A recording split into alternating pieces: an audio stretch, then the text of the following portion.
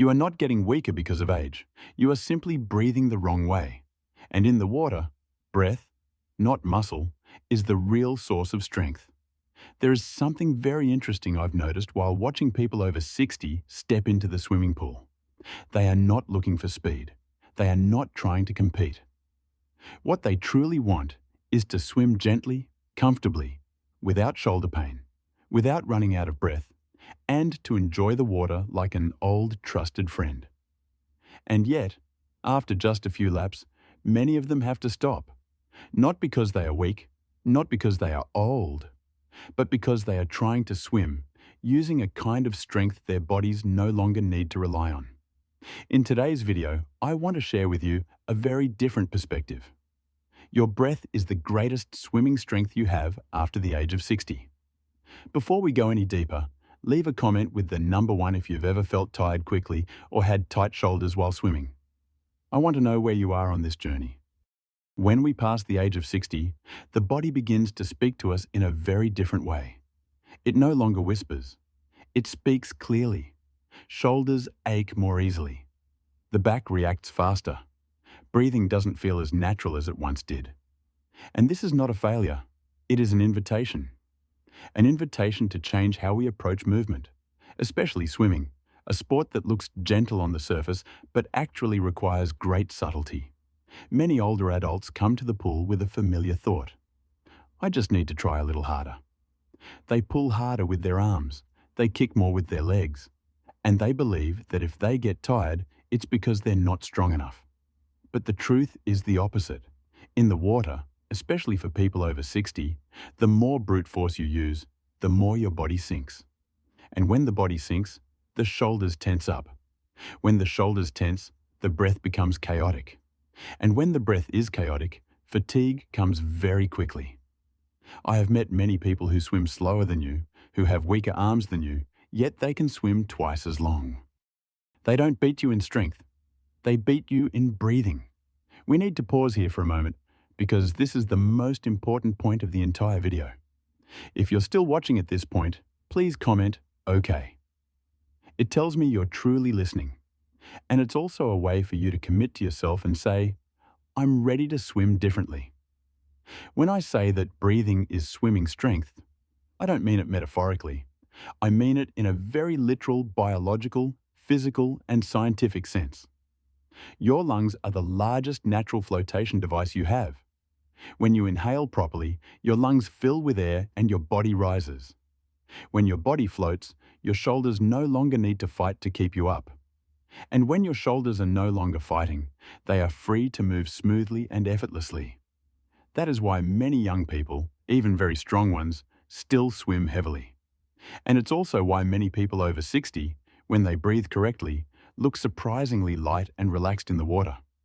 Research in exercise physiology shows that as we age, the body's ability to absorb oxygen gradually declines.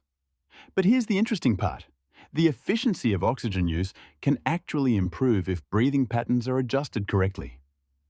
In other words, you don't need more oxygen. You just need to use oxygen more intelligently. This is where synchronized breathing becomes strength.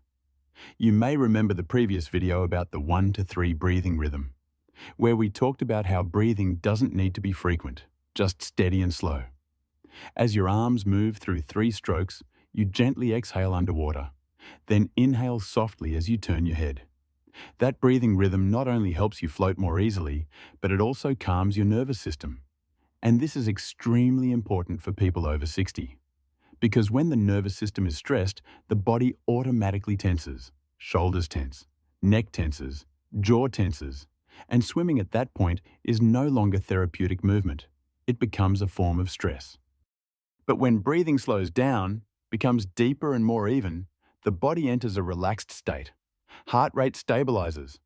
Blood pressure becomes more balanced, and you begin to feel that you are no longer fighting the water, but cooperating with it.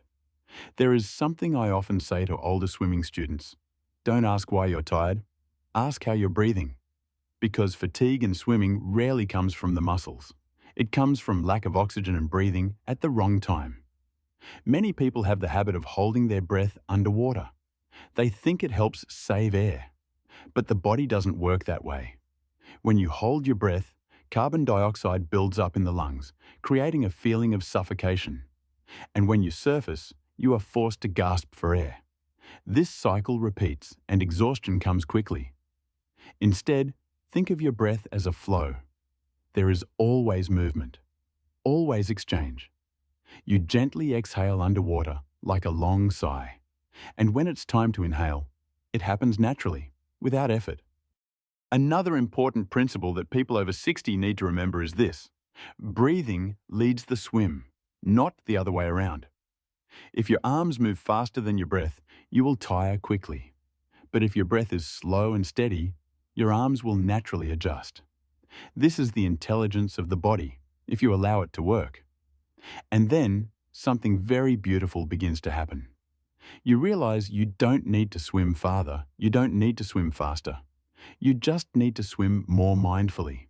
You begin to feel the water. You feel your shoulders releasing.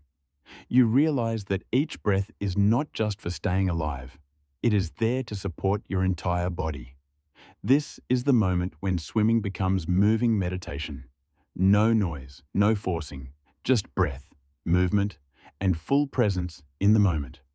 For many people over 60 in the United States, swimming is not just exercise. It is a way to continue living actively, independently, and freely. And breathing is the quiet key that opens that door. You don't need to go back to being 30 years old to swim well. You just need to learn how to breathe like someone who truly understands their body at 60. If there's one thought I hope you carry with you after this video, it's this: age does not take away your strength. It simply asks you to use strength differently. Breathing doesn't just help you swim longer, it helps you listen to your body, respect your limits, and find freedom within those limits. The next time you step into the pool, don't try to swim one more lap. Try breathing one beat slower, and notice what changes. If you found this video helpful, please subscribe to Vital Health Hub so we can continue this journey of living healthier, deeper, and lighter every day, at any age. I'll see you in the water.